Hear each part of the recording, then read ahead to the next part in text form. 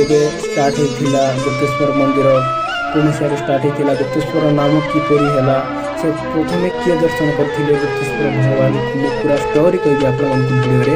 तो भाई मो सहित बाइक वीडियो रे रुहंतु। नमो शिवाय नमो शिवाय नमो शिवाय। हेलो भाई और भौणी मैंने केमती अच्छा आपण मैंने भावुँ आपण मैंने सब भले थे। तो भाई नुआ वीडियो में आपको सबको स्वागतम जनाऊँगी। तो बहुत दिन धरी आमर प्लान थिला कि भाई कौटी गोटे बुलवाई जावा। जानूर स्वप्न थिला जे गुप्तेश्वर मंदिर मत नियो बुलवाई मुझे बुलिनी। तो सान टाइम रे जो जिते मुझे सान थी सी टाइम रे जाइली गुप्तेश्वर मंदिर ताटू भाई आम गाँव टू बहुत दूर हम ना गुप्तेश्वर मंदिरटा 100+ किलोमीटर हम। तो से आम मुझे नी। तो जानूर स्वप्न थिला कि गुप्तेश्वर मंदिर देखा और मोर भी प्लान थिला जेहेतु जानू को तार स्वप्न पूरण करवा। जिते जमी काम थिला आगु आम जापार नथिलु। तो जमी काम रे पूरा व्यस्त रोलु। लास्ट को जिते मत टाइम है कि कौटी गोटे पाखितड़ी मंदिर टे जाकि पूजा कर पलाइबा बोली भाभी जानू सहित। लास्ट को जिते टाइम हम गुप्तेश्वर मंदिर जानू को बुलवाई नेबी बोली मोर भावना थिला। मुझे जानू को कहली कि नहीं चल गुप्तेश्वर मंदिर जावा आम। तो सी भी भाभी नथिला कि गुप्तेश्वर मंदिर जावा बोलिक। लास्ट को डिसाइड करी कहीं रे ना भाई ओके जो मोर बाइक HF डिलक्स अच्छी से बाइक रे जर्नी करने आम जानू सहित स्टार्ट करूँ सकाल 5:30 पार्थिवे। और भाई गुप्तेश्वर मंदिर आम जाऊँ अब केबे स्टार्ट होइथिला गुप्तेश्वर मंदिर को मसिहारे स्टार्ट होइथिला गुप्तेश्वर नाम किपरि हैला से प्रथमे किए दर्शन करथिले गुप्तेश्वर भगवान को मु पूरा स्टोरी कहबी आपण मन को वीडियो रे। तो भाई मो सहित वीडियो रे रुहंतु। मु स्टारनमिय आपण मन देखु स्टारनमिय ब्लॉग्स यूट्यूब चैनल चलंतु आज वीडियो इटू स्टार्ट करवा। तो भाई माने गुप्तेश्वर मंदिर कहले कोरापुट जिला जयपुर सहर जगार पहाड़िया जंगलिया जगार अवस्थित गुप्तेश्वर मंदिर लोककथा अनुजाई बा ऐतिहासिक मानक मतरे 1665 मसीहारे गुप्तेश्वर मंदिर भाव में परिचित होता। केमिति परिचित होता प्रथम दर्शन करथिले आगु जानिबा। गोटे गाँव रे गोटे शबर रोला जे कि तार आँखि गोटे खराब थिला दुसु नथिला से अंध थिला आ गोटे आँखि दिसुला। से दिने जाइथिला बण रे शिकार करबा पई।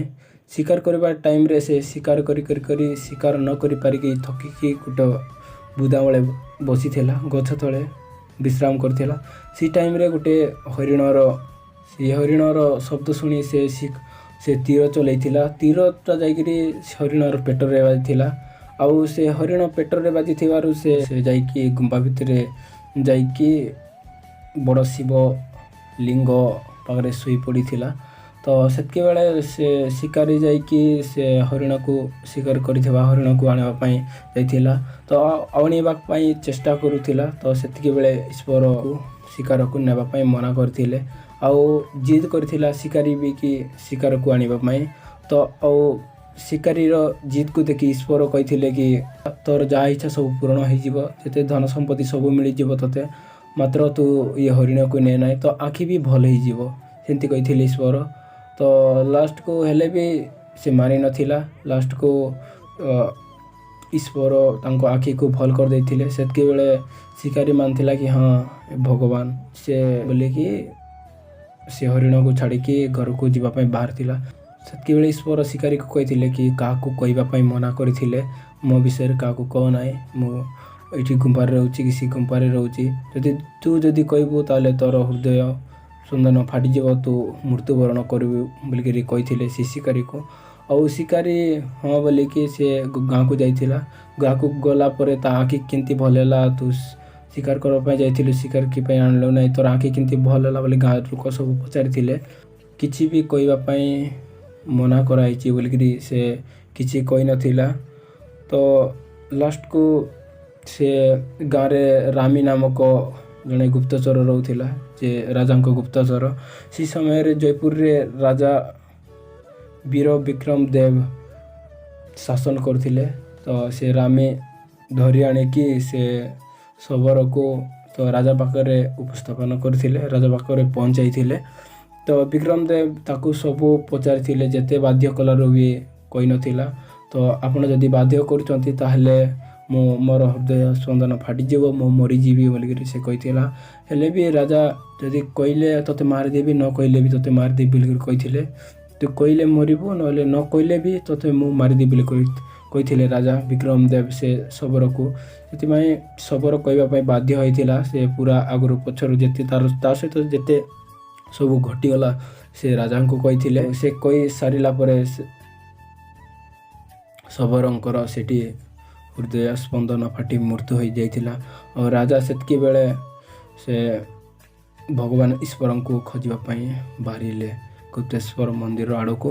ତ ଗୁପ୍ତେଶ୍ୱର ମନ୍ଦିର ଆଡ଼କୁ ବାହାରିଲା ବେଳକୁ ସେ କେତେ ଖୋଜିଲେ ବି ସେ ଈଶ୍ୱର ସେ ଗୁମ୍ଫା ଆଉ ଈଶ୍ୱର ମନ୍ଦିର ଯେଉଁ ଶିବଲିଙ୍ଗକୁ ପାଇନଥିଲେ। ଲାଷ୍ଟକୁ ଗୋଟେ ଜାଗାରେ ବିଶ୍ରାମ କରିବା ଟାଇମ୍ରେ ରାଜାଙ୍କୁ ସ୍ୱପ୍ନ ଆସିଥିଲା। ତା ନେକ୍ସଟ ଦିନ ରାଜା ଯାଇକି ଈଶ୍ୱରଙ୍କ ଦର୍ଶନ କରିଥିଲେ। ଯେହେତୁ ଈଶ୍ୱର ଗୁପ୍ତରେ ରହୁଥିଲେ ସେଥିପାଇଁ ଗୁପ୍ତେଶ୍ୱର ନାମକରଣ ହେଇଛି। ଆଗରେ ପୁରା କଦର୍ଯ୍ୟ ଥିଲା। ଯେତିକି ବେଳେ ମୁଁ ଆସିଥିଲି ପଥର ରାସ୍ତା ବି ବନା ହେଇନଥିଲା। ଏବେ ପୁରା ପିଚୁ ରାସ୍ତା ବନା ହେଇଛି। ପଥର ପୁରା ପାହାଡ଼କୁ କାଟିକି ବନା ହେଇଛି। କି ପ୍ରକାର ଦୃଶ୍ୟ ହେଇଛି ଆପଣମାନେ ଦେଖିପାରୁଥିବେ। ତ ଭାଇ ଆମେ ଗୁପ୍ତେଶ୍ୱର ମନ୍ଦିର ପହଞ୍ଚି ଯାଇଛୁ। ବର୍ତ୍ତମାନ ତାର ଇଏରେ ଅଛୁ, ଦୋକାନ ବଜାର ଯାକ ଲାଗିଛି। ତ ଏଇ ଟାଇମ୍ରେ ଭାଇ ବୋଲ୍ ବମ୍ ବାଲାମାନେ ସବୁ ଭର୍ତ୍ତି ଆସିଥିବେ ଭଗବାନଙ୍କୁ ଦର୍ଶନ କରିବା ପାଇଁ।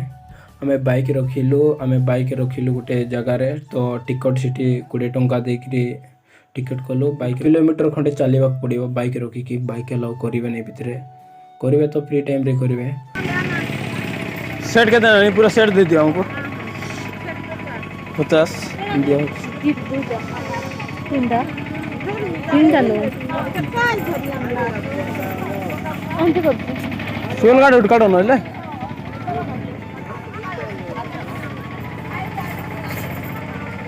दीप 3टा दे दिया ना ଯିବା ଆଗରୁ ଆମକୁ ପ୍ରଥମ ଦ୍ୱାର ଥିଲା। ପ୍ରଥମ ଦ୍ୱାରରେ ବି ଭଗବାନ ଅଛନ୍ତି। ତ ଆମେ ଗଲୁ ପ୍ରଥମ ଦ୍ୱାରରେ, ପୂଜା କଲୁ। ପୂଜା କଲା ପରେ ଭାଇ ପୂଜା କରି ସାରିଲୁ। ତାପରେ ତା ସାଇଡ଼ରେ ଦେଖିଲୁ ଭାଇ ରାମ ଲକ୍ଷ୍ମଣ ସୀତା, ତା ସାଙ୍ଗରେ ଭାଇ ହନୁମାନ ମୋର ଫେଭରାଇଟ୍ ଭଗବାନ ଅଛନ୍ତି। ତ ତାଙ୍କୁ ଗଲୁ, ଆମେ ପୂଜା କଲୁ।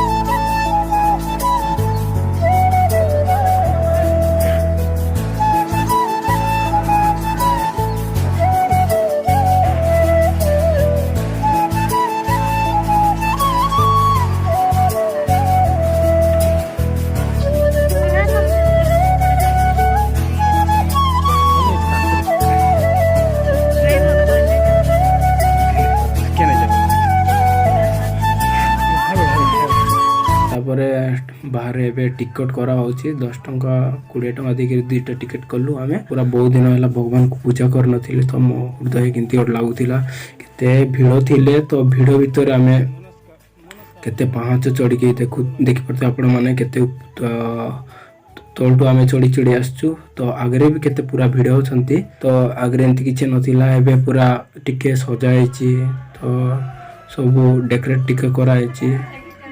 ପାହାଚ ସିଢ଼ି ଫିଡ଼ି ବନା ହେଇଛି। ମୁଁ ଯେତିକି ବେଳେ ସାନ ଟାଇମ୍ରେ ଆସିଥିଲି ଏତିକି କିଛି ନଥିଲା। ଏବେ ମସ୍ତ ବର୍ଷା ହେଲେ ମିଶା ଯେଉଁ ଭକ୍ତମାନଙ୍କୁ କିଛି ପ୍ରୋବ୍ଲେମ୍ ନାହିଁ, ବର୍ଷା ପଡ଼ିବନି। ଉପରେ ଛାତ ଟାଇପ୍ର ଇଏ କରାହେଇଛି।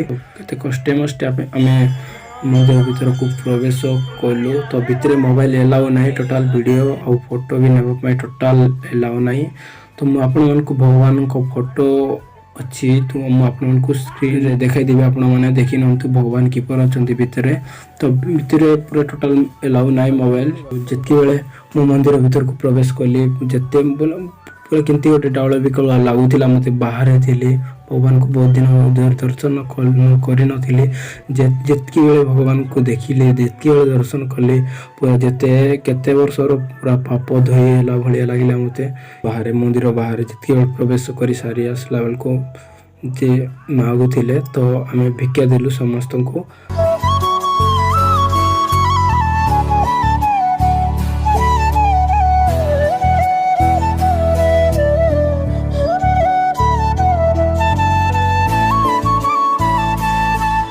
ତଳେ ଆସିଲୁ।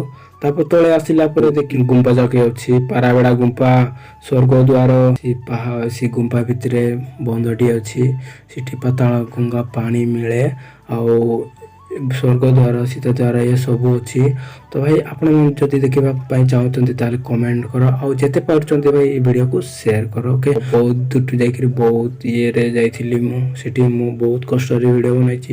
ଏତେ ଦୂର ଟ୍ରାଭେଲିଂ କରିକରି ଯାଇକରି ଭିଡ଼ିଓ ବନାଇବା ଗୋଟା ଇମ୍ପସିବୁଲ୍। ପାର୍ଟ 2 ଚାହୁଁଛନ୍ତି ଗୁପ୍ତେଶ୍ୱର ମନ୍ଦିରର ସେ ପାର୍କ ଗୁମ୍ଫା ଯାକ ଅଛି, ସେ ଭିତରେ ଆମେ ପ୍ରବେଶ କରିଛୁ, ଦେଖିବା ପାଇଁ ଚାହୁଁଛନ୍ତି ଆପଣମାନେ ତ ଭାଇ କମେଣ୍ଟ କରନ୍ତୁ। ତ ମିଶିବାକୁ ନେକ୍ସଟ ଭିଡ଼ିଓରେ, ଆଜି ପାଇଁ ଏତିକି, ଟାଟା ବାଏ ବାଏ, ରୁହନ୍ତୁ। ଆଉ ଭାଇ ଯେ ଭାଇ ଚ୍ୟାନେଲରେ ନୂଆ ଆସୁଛନ୍ତି ଭାଇ ଚ୍ୟାନେଲକୁ ସବସ୍କ୍ରାଇବ୍ କରିକି ବେଲ୍ ନୋଟିଫିକେସନକୁ ଅଲ୍କୁ ସେଟ୍ କରି ରଖନ୍ତୁ। ଆଉ ଯଦି ଭାଇ ଭିଡ଼ିଓ ଯାହାକୁ ବି ଟିକେ ବି ଭଲ ଲାଗିଛି ତାହେଲେ ଗୋଟେ ଲାଇକ୍ କରନ୍ତୁ।